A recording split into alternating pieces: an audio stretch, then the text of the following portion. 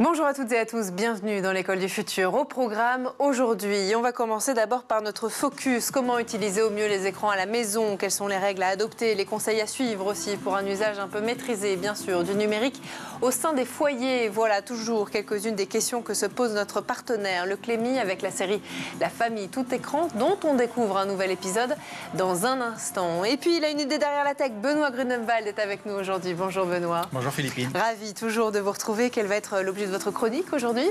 Le crime ne paye pas. Eh bien, dis donc, sacrée question, on va en parler ensemble dans un instant. Merci Benoît. Et puis justement, une autre question.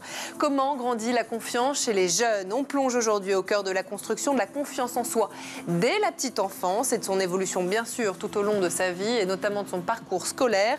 Parce qu'une étude montre que 8 jeunes sur 10 renoncent à certaines de leurs aspirations faute de confiance en eux. Alors comment est-ce qu'on peut justement mieux les accompagner, mieux les aider sur ce chemin? Quels sont les leviers aussi pour développer cette confiance qui leur permettra de s'épanouir et qui est, Dieu sait, importante? On va en parler avec nos invités. D'abord, Stéphane Lipianski, bonjour. Bonjour. Soyez bienvenue sur le plateau de l'École du Futur. Vous êtes le rapporteur de l'étude Un sérieux besoin de confiance, publiée chez Vers le Haut, et on va en parler dans un instant. Et vous êtes accompagné en duplex aujourd'hui. Bonjour Gladys Walter, vous êtes en Skype avec nous, enchantée. On est ravis de vous avoir parmi nous. Vous êtes responsable régional impact et valorisation en région Auvergne-Rhône-Alpes chez Unicité. On en parle dans un instant, juste après le focus. Focus d'abord sur une utilisation saine et maîtrisée du numérique au sein des familles avec la série justement La famille tout écran qui nous est proposée et qui est initiée par le Clémy. On regarde tout de suite un nouvel épisode.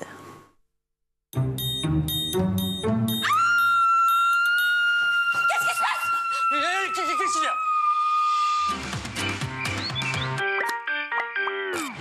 Raconte-nous. Quelqu'un a publié une photo de moi sur Insta pendant que j'embrassais mon petit copain. Mais ça se fait pas, ça. Mais c'est clair. Surtout que je voulais pas que ça se sache. Raté. La photo a déjà été partagée 50 fois. Bon, chez nous, on se laisse pas faire. Chez nous, on agit. Bon, tu proposes quoi? On détague. Ça empêche pas la photo de circuler, mais c'est une première étape pour que tes amis aient moins de chances de tomber dessus. Bonne idée. C'est fait. Ensuite, on trouve qui a publié la photo. Mais en plus, je le connais. C'est Franck, un gars avec qui j'ai pas voulu sortir. Je lui envoie un texto maintenant parce que c'est abusé. Il a répondu. Je suis désolée, j'ai retiré la photo. Pardon. Tu me feras penser à vérifier que personne n'a posté la vidéo du pot de départ de Jacqueline. Celle où tu chantes Tata Yo-Yo avec ton grand chapeau? Espérons. Il est facile sur les réseaux sociaux de poster des photos ou des vidéos de vous sans votre accord, et même de manière anonyme, cachée derrière des pseudos. Il faut être très vigilant, car cela peut aussi être le point de départ du cyberharcèlement. Les plateformes de réseaux sociaux ont mis en place des moyens pour signaler toute publication gênante.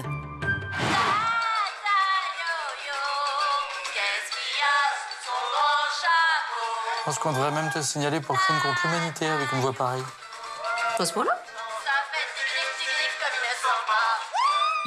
Allez, on passe à notre sujet du jour. La confiance en soi, c'est souvent, bien sûr, la clé du succès, mais c'est aussi un défi de taille pour de nombreux jeunes. Alors comment, justement, construire et renforcer, surtout, la confiance des enfants et des adolescents, à la maison, à l'école, bien sûr, mais aussi ailleurs. Parents, enseignants, éducateurs, chacun a un rôle absolument crucial à jouer. Alors, quels sont les enjeux, quelles sont les solutions aussi qui existent pour permettre, justement, aux jeunes de se sentir soutenus, encouragés aussi tout au long de leur vie et de leur scolarité? Et d'abord, on en parle avec nos invités tout de suite dans la première partie du talk.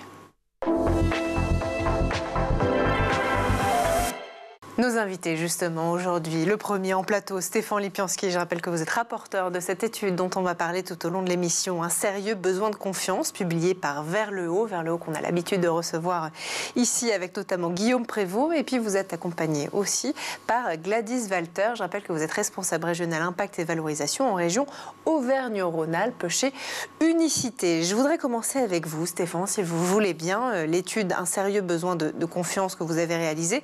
Mais justement, vraiment en avant l'importance cruciale de la confiance qui se construit dès la petite enfance, qui dépend aussi largement, et on va en parler ensemble, de l'environnement, des adultes qui entourent aujourd'hui les jeunes, qu'il s'agisse des parents, des professionnels de la petite enfance, de leurs enseignants. La première brique de la confiance, c'est ça, elle est souvent posée par les parents, c'est ce que vous avez constaté dans votre étude ?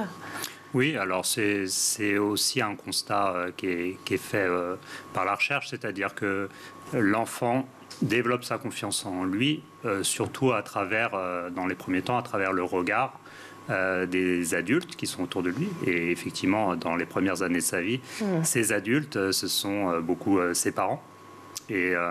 Mais aussi, il ne faut pas négliger leur importance, effectivement, tous ces professionnels de la petite enfance qui peuvent intervenir dès le plus jeune âge.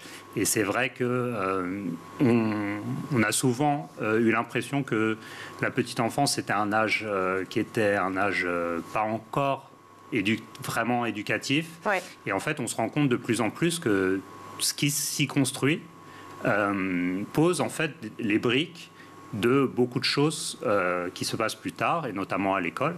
Et pour revenir à la question de la confiance en soi, quand l'enfant va rentrer dans les apprentissages plus tard à l'école, ce qui va lui permettre de s'engager dans les apprentissages, qui va lui donner des outils pour se concentrer, faire des choix, ne pas faire attention aux choses qui peuvent le distraire, etc. Tout ça, ça se construit dans la petite enfance. Et ça se construit aussi donc dans la relation avec les adultes dans cette petite enfance. Justement, la relation avec les adultes, on va en parler avec vous, Gladys. Je rappelle que vous travaillez chez Unicité, avec notamment un sujet qui est au cœur de vos préoccupations et même de votre métier quotidiennement, celui du service civique. Donc vous êtes au contact de manière tout à fait régulière et quasi quotidienne avec ces jeunes, avec aussi leurs accompagnants qui sont, vous l'avez dit Stéphane, des adultes. Qu'est-ce qui se cache selon vous derrière la confiance, justement, l'attention, de la considération, l'idée peut-être aussi que sa parole, ou en tout cas celle de l'autre, elle a une valeur ? Alors effectivement, nous, à Unicité, on va accompagner des jeunes donc, qui ont entre 16 et 25 ans. Donc ils ont déjà passé la petite enfance. Et on va se rendre compte quand ils arrivent que souvent ils manquent de confiance. Ils manquent de confiance pour plein de raisons. Parfois c'est avec l'école, où en fait ils n'ont pas forcément été valorisés à ce moment-là. Et nous, on va travailler en fait cette confiance tout au long de leur mission. Ils sont en fait sur une mission d'intérêt général pendant 8 mois. Et en fait, pendant cette mission, ils vont se rendre utiles pour la société.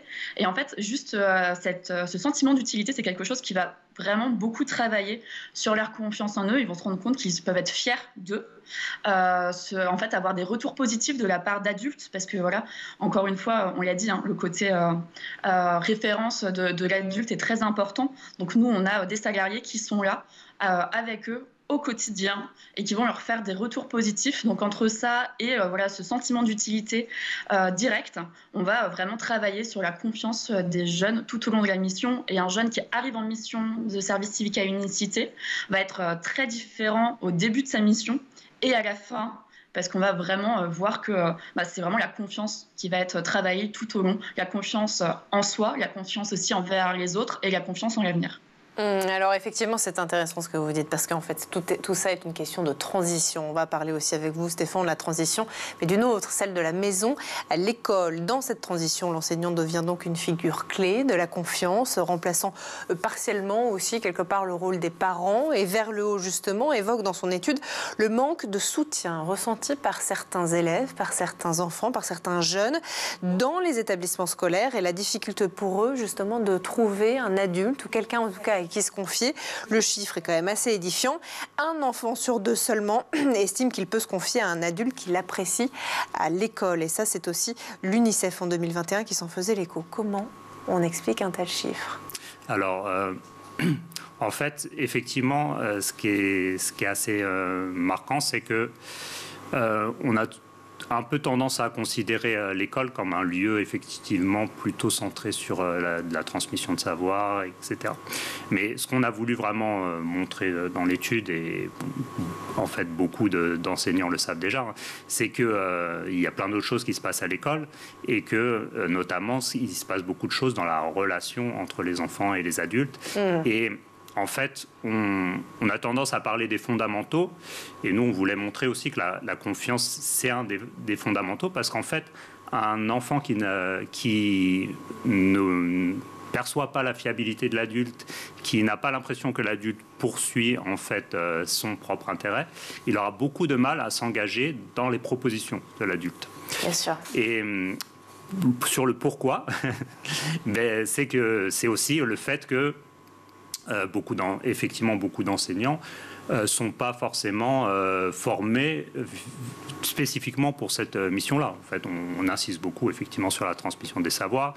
Et nous, on échange souvent avec des enseignants et qui nous disent, finalement, dans les formations académiques qu'on nous propose, etc., on ne trouve pas toujours les outils qui vont nous permettre de rentrer dans la relation avec les élèves, d'être à leur écoute. Parce qu'être à l'écoute des élèves, c'est un risque pour les enseignants. C'est aussi le risque d'être confronté à leurs problèmes, à leurs états d'âme. Ce qui est quand même triste de dire qu'effectivement, je comprends tout à fait ce que vous dites, mais c'est triste d'en arriver là, aujourd'hui, en 2024, à dire, être à l'écoute des gens qui on fait face, et notamment des enfants. C'est un risque pour eux. C'est-à-dire qu'il manque une vraie brique aujourd'hui dans la formation des enseignants. Alors, dans la formation et aussi dans l'organisation alors, ça concerne l'école, bien sûr, mais pas seulement, mais des institutions éducatives, dans le sens où nous, il y a un chiffre qui m'avait marqué, mais c'est que quand on interroge les enseignants sur la façon dont ils perçoivent le soutien de leur propre hiérarchie, sur leur bien-être notamment, il y a 88% des enseignants français qui répondent que leur hiérarchie est peu ou pas soucieuse de leur bien-être. Donc, en fait, ce qu'on demande aux enseignants, c'est-à-dire faire attention à leurs élèves et dans toutes leurs dimensions, en fait, eux-mêmes ne reçoivent pas de l'institution ce soutien-là. Donc, c'est une histoire de formation, bien sûr, mais c'est aussi une histoire de être soutenu, se sentir eux-mêmes écoutés, et aussi savoir à qui passer le relais, par exemple, lorsqu'il y a un souci avec un enfant qui lui confie des difficultés, etc. Quand on est dépassé, effectivement. Bon, tout ça, ce sont des sujets effectivement absolument essentiels dont on va continuer à parler avec vous, Stéphane, avec vous, Gladys aussi, dans un instant. D'abord, on fait juste un petit tour du côté de la planète tech. Images et vidéos, c'est le Zap et c'est toujours l'œil de Jean Martineau.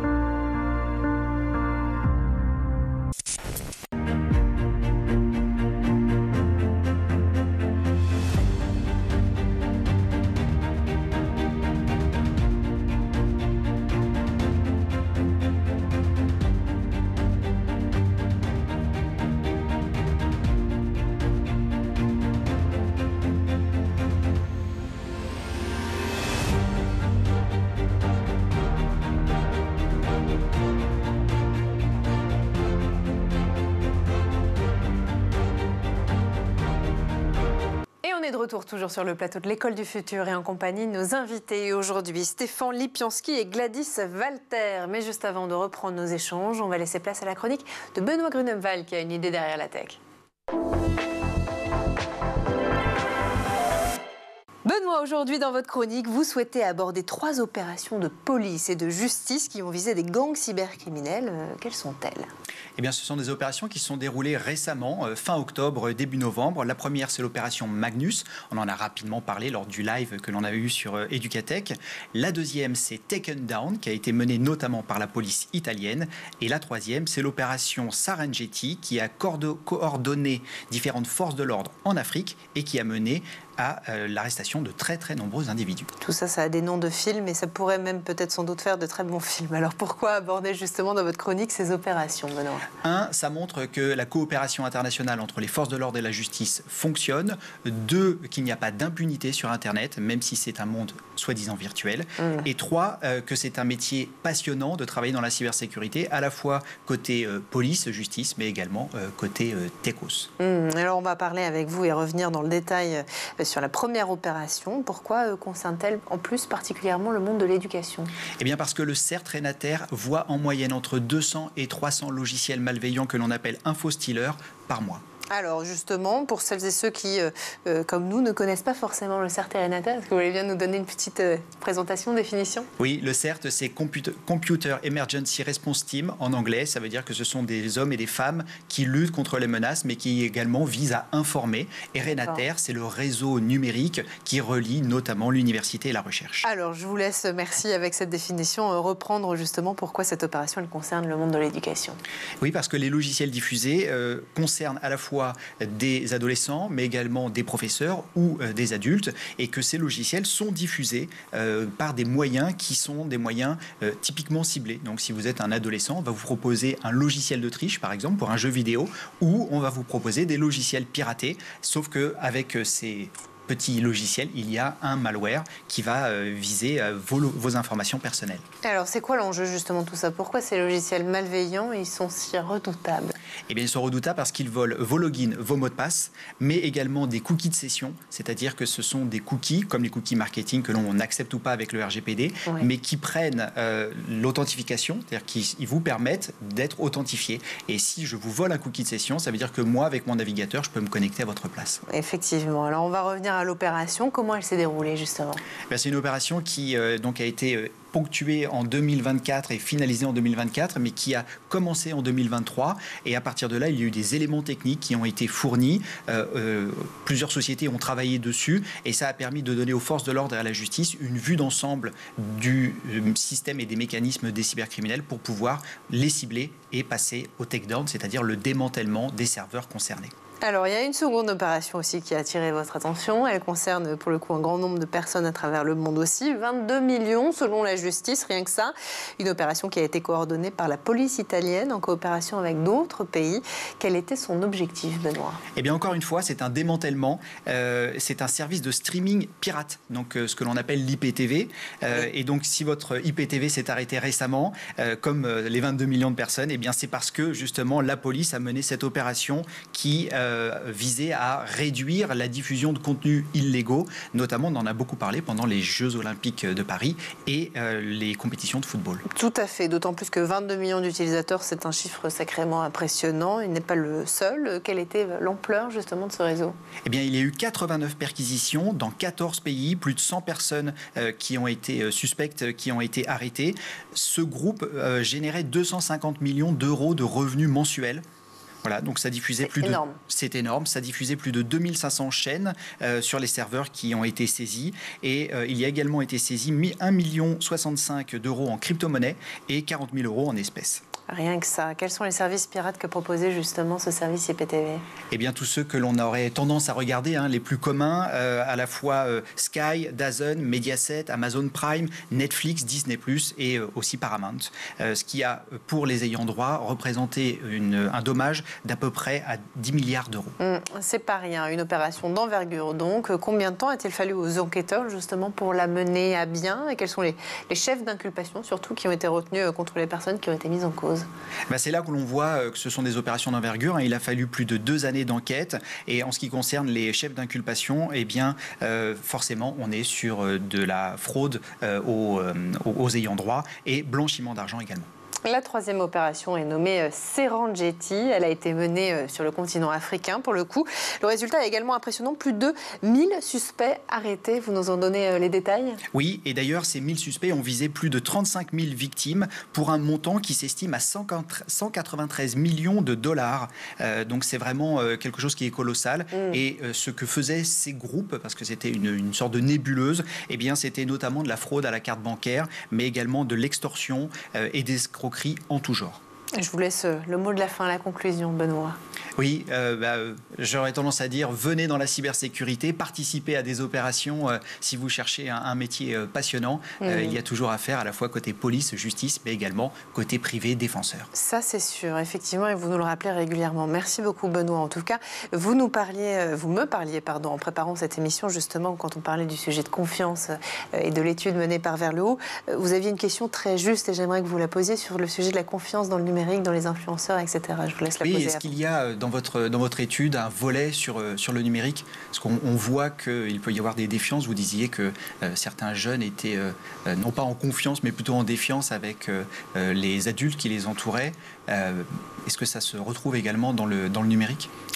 Alors, c'est pas quelque chose sur lequel vraiment on s'est focalisé, mais c'est vrai que ce qu'on peut mesurer, parce qu'on a un baromètre annuel, on pose plusieurs questions, et ce qu'on a pu mesurer, effectivement, c'est que le regard des jeunes qu'on interroge, qui sont des jeunes 16 à 25 ans, sur le fait de se sentir représentés ou de se sentir effectivement, représentés dans différentes institutions, c'est beaucoup plus fort, par exemple, dans les réseaux sociaux que dans d'autres institutions. Donc je pense que c'est quelque chose auquel quand même ils s'identifient.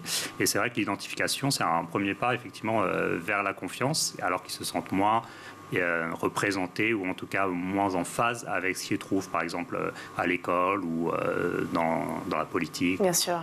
Bon, en tout cas, si vous cherchez à faire une étude justement sur la confiance numérique des jeunes, vous savez qui appeler, Stéphane. Merci beaucoup. On lance tout de suite la 2e partie du talk. Avec Stéphane, justement, on parlait en fin de première partie d'émission, le fait de faire attention aux élèves, le besoin de formation, le sujet de bien-être qui peut-être est un vrai sujet, bien sûr, dans l'éducation nationale et qui ensuite en découle auprès des élèves qu'il faut accompagner. Vous parliez de cette notion d'écoute. Je voudrais justement maintenant me tourner vers vous. Maintenant, Gladys Walter, je rappelle que vous travaillez chez Unicité sur ce sujet-là, justement, et pour faire le lien avec ce qui a été dit précédemment. L'étude PISA 2018 place la France en dernière position des pays de l'OCDE pour l'écoute et l'empathie des enseignants envers les élèves. Justement, c'est un constat bien sûr inquiétant qui soulève évidemment des questions sur l'approche pédagogique et la capacité de notre système éducatif, on en parlait tout à l'heure, à instaurer ce climat de confiance qui est si nécessaire aujourd'hui. Alors, qu'est-ce qu'on pourrait faire selon vous pour inverser cette tendance? Est-ce que le service civique, c'est une clé? Est-ce que les cours d'empathie, par exemple, qui ont été généralisés là en septembre, ça aussi, c'est une autre clé? Alors effectivement, pour moi, le service civique et l'engagement, de manière générale, c'est une clé pour que les jeunes puissent gagner en confiance. Comme je l'expliquais tout à l'heure, en fait, pendant leur mission, on a du coup des jeunes qui sont encadrés par des professionnels qui vont avoir du coup des retours positifs. Ils vont être aussi en action directe. Et donc, en fait, ça, c'est des choses qui vont vraiment les aider à gagner en confiance. On a plus d'un tiers de nos jeunes qui sont des jeunes qui sont en décrochage scolaire à Unicité et qui, justement, en fait, n'ont pas eu ce sentiment de confiance de la part de l'éducation nationale. Donc ça revient vraiment à ce qu'on a dit tout à l'heure. Et en fait, dans le cadre d'Unicité, ils vont gagner en confiance. On a 10% des volontaires qui disent avoir gagné en confiance en eux à la fin de leur service civique. On fait une étude d'impact pour avoir ce chiffre. Et donc, effectivement, en fait, pour que ce soit efficace, par contre, il faut un engagement, selon moi, qui est long. Parce que la confiance, c'est un travail qui est assez long. C'est pas facile, en fait, de reprendre confiance en soi, de reprendre confiance dans les autres. Et donc, nous, en fait, c'est à travers une mission de 8 mois en collectif aussi, parce que en fait, avoir confiance dans les autres, c'est important, mais c'est pas évident. Donc nous, ils vont être en collectif et dans la diversité. Donc ça va aussi leur permettre de vraiment s'ouvrir aux autres et s'ouvrir au monde. Voilà. Et donc prendre la confiance, c'est vraiment un des éléments les plus importants dans l'accompagnement qu'on va avoir à Unicité. Et d'ailleurs, c'est le slogan de notre campagne de recrutement, tellement la confiance a vraiment, c'est vraiment l'impact principal que peut avoir le service civique chez les jeunes. Effectivement, derrière vous prend la confiance justement sur le kakémono qui est juste derrière vous. Merci beaucoup Gladys. Stéphane, on parlait avec Gladys de la confiance en l'autre et puis il y a bien sûr la confiance en soi et sur quoi, ça m'a interpellé, 8 jeunes sur 10 renoncent à certaines de leurs aspirations faute de confiance en eux. Ça c'est l'étude que vous avez menée en 2023 avec Opinionway. Ça c'est symptomatique d'une génération qui va mal. D'où est-ce que ça vient ? Alors, ce qui est très amusant dans cette étude-là, c'est qu'en fait, on a posé directement la question aux jeunes, est-ce que vous avez confiance en vous ? Et là, les jeunes ont tendance à dire oui. Et après, quand on va chercher précisément en disant mais est-ce que vous avez déjà renoncé à certaines activités que vous vouliez faire, à une orientation, à prendre la parole en public, etc. Ça se complique. Ça se complique, ouais. Ouais. Ils ont tous, presque tous, 8 sur 10, renoncé déjà à quelque chose. Alors, d'où ça vient ? C'est aussi que tous ces aspects-là, en fait, dont Gladys a parlé, c'est-à-dire le fait de se sentir utile, le fait de se sentir écouté, le fait de prendre sa place, c'est pas des choses c'est pas des positions dans lesquelles on les met très souvent finalement. En fait, on se rend compte, par exemple, Gladys là parlait de l'importance du collectif. On se rend compte, par exemple, dans leur formation, si les enfants vont juste à l'école, le fait d'être mis dans des situations de coopération avec les autres, de devoir faire des choses en groupe, c'est pas quelque chose dans lesquelles ils sont beaucoup plongés. Et la question de la prise de parole, par exemple, c'est quelque chose qui est revenu comme un symptôme vraiment de leur manque de confiance en eux. C'est le truc sur lequel ils renoncent le plus. Or, on sait très bien que l'oral, par exemple, dans ces parcours que tout le monde fait, c'est-à-dire le parcours scolaire, c'est pas quelque chose qui est très valorisé, qui est très mis en avant. Or, ces moments de prise de parole, il y a des associations qui développent ça, on en parle dans l'étude, comme Eloquentia, voilà, ou Trouve ta voix. C'est des moments aussi vraiment où on se met à l'épreuve aussi sa confiance dans l'autre, parce qu'on se dévoile beaucoup dans la prise de parole. On met justement, c'est des moments où on peut développer l'écoute, c'est des moments où on va donner la parole sur des sujets qui leur tiennent à cœur, et pas seulement solliciter leur parole sur des sujets choisis par les enseignants, etc. Donc voilà, tous ces petits éléments, ces pratiques pédagogiques, elles sont pas forcément mises en œuvre au quotidien. Alors bien sûr, dans certaines activités en dehors de l'école, c'est le cas, mais tout le monde n'y a pas accès, tout le monde ne les pratique pas, et ça fait pas partie du cursus obligatoire. Donc c'est vrai que la diversité des expériences auxquelles on expose les enfants, elle est souvent un peu étroite, alors qu'ils auraient vocation à tester beaucoup plus de choses, à être mis dans des situations beaucoup plus diverses, et notamment, Gladys parlait du sentiment d'utilité. On ne met pas beaucoup les enfants, effectivement, en situation de faire des choses utiles, de se rendre compte qu'ils peuvent apporter des choses aux autres. Ça peut être nettoyer la nature, aller, tenir compagnie à des personnes âgées en EHPAD. Enfin, il y a plein de moments où ils peuvent se sentir utiles, et c'est super important pour la confiance en soi de se sentir utile et de sentir qu'on a de la valeur pour les autres. Bien sûr, je voyais Benoît, vous vouliez réagir. Oui, ça m'amène à réfléchir au syndrome de l'imposteur que l'on a chez l'adulte et un peu plus tard. Nous, on le voit particulièrement dans le métier de la cybersécurité, où on est sur finalement quelque chose qui est inatteignable. La sécurité à 100% n'est pas possible. Et on a aussi beaucoup de personnes qui sont en reconversion professionnelle, parce que les métiers du numérique sont assez nouveaux. Et donc ce syndrome de l'imposteur, cette confiance en soi est souvent quelque chose qui est important dans les métiers du nouveau métier du numérique. Est-ce que je suis utile? Est-ce que je suis pertinent? C'est vrai, c'est important. Alors peut-être qu'effectivement sur le sujet de la prise de parole, le grand oral va peut-être aider, mais ça reste une épreuve, et plutôt à la fin du cursus scolaire des jeunes. Gladys, je me tourne maintenant vers vous, vers le haut sujet, la mise en place d'un parrainage éducative dans son étude pour offrir aux jeunes des références adultes, en dehors justement du milieu scolaire, du cadre traditionnel en tout cas, comme par exemple le mentorat de proximité ou les médiations familiales. Comment ça marcherait pour vous, par exemple, pour le service civique ? Alors, en l'occurrence, on fait du mentorat à Unicité. Donc, à côté en fait, de la mission d'intérêt général que font les jeunes, ils peuvent bénéficier du mentorat et d'un mentor qui peut venir de n'importe quel domaine. Donc, on va avoir des personnes qui peuvent venir de grandes entreprises, comme des personnes du milieu social, d'associations.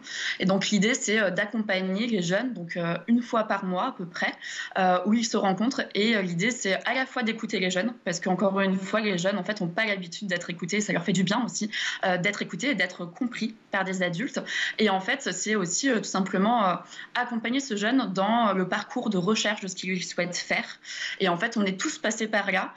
Dans notre parcours, en général, on s'est toujours posé la question de quelle suite, est-ce qu'on veut reprendre des études, est-ce qu'on veut retravailler, comment est-ce qu'on fait, quels sont les codes du travail.